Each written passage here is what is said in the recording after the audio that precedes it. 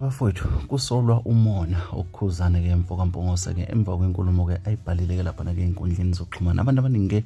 bathe lapha ke umona ke lokhuzane ke osumsukayo ke. Kodwa ke nandu udaba ke ngiza nalo. Ake ngiqala nginibekele la kwisiqiniseko esemedia moqala ungena ku channel ke. Ngicela wenze ukulungela ucindezela button nga subscribe ke uzibeka amathubeni amahle kakhulu uthola amanye ama video ke engizokwenzela wona ke asashisa ke enjalo. Abantu abaningi basola umona ke lapha ke kuyena ke ukhuzana umfokampongose ke emva kwale post ke ayipostile maqedwa wavala ama comment ke abantu ke lapha ke ethi ke imbungulu ke isilwane ke siphila ke ngegazi ke labantu kusho ukhuzane ke umfokampongose ke wase ke evala ke lapha ke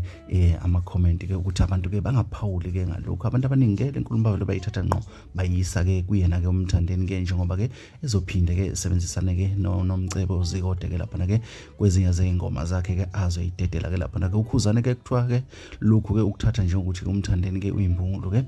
lapha ke ephila ke ngamagazi ke abantu. Asazi ke bafowethu ke kukhona abanye abantu ke kuma comment ke lapha ke agcwele ko Facebook ke nakwezinye indawo zokuxhumana ke abawavezile abantu bathi ke ukhuzane ke angakusho kanjani nalokhu ekubeni naye ke ingomeni ke afeature ke osiphesihle ke Zulu ke nabanye ke abaculi ke abakhona ke indimeni kaMaskandi. Yini masekwenziwa ke umthandeni ke mase yakhuluma ke lapha ngoba umthandeni ke naye ke ucula ke nasebenzisana nabo nabona ukuthi ke bafanele ke ukusebenza nabo ke lapha ke noma ke naye ke umthandeni ke. Sazi ke bafowethu ke ukuthi ke iyoza lankomo njengoba siyakhumbula ke bafowethu ke ukuthi ke umthandeni ke wenze kahle kakhulu ke kule album yakhe ke amakhotha ngqoko ke lapha ke abonakala gijima kakhulu ke ko Spotify ke lapha ke na ku YouTube ke nakwezinye indawo ke bafowethu ke umthandeni album yakhe nje singasho ngokusobala ucha ithengisile bafowethu ke ngendlela ke eyisimanga futhi ke esikhola ukuthi naye ke iyamthokozisa ke lapha ke khona umunye umuntu ke obhale enye comment ke lapha ke kwa Facebook noma ngingakwazanga ukuthathela yona mbukela zamakhaya kodwa ke